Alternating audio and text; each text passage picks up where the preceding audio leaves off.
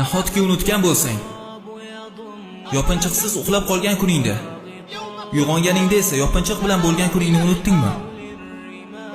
Nahotki unutgan bo'lsang, nahotki uyg'onganingda yoningda taomni ko'rgan kuningni unutgan bo'lsang, aytchi menga, kim uni tayyorlagan edi?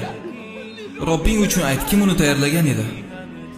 Yoki esingdami, hali maktabda o'qiydigan yosh bola bo'lganingda, u seni ertalablari uyg'otar edi. U bomdod namozidan boshlab uyquni bilmas edi. Sen biroz ko'proq uxlab olishing uchun, seni vaqtida uyg'otish uchun. Keyin u senga kiyinishga yordam berar edi. Keyin uydan chiqqaningda esa u seni qoldirmas edi. Qoldirmas edi. U eshikning oldida turib kutib turar edi. Ko'chaning oxiriga borib, ko'rinmaydigan bo'lguningcha va tunlari uyga kechikib kelsang ham uyqu nimaligini bilmasdan seni kutar edi. Nahotki bularni unutgan bo'lsang.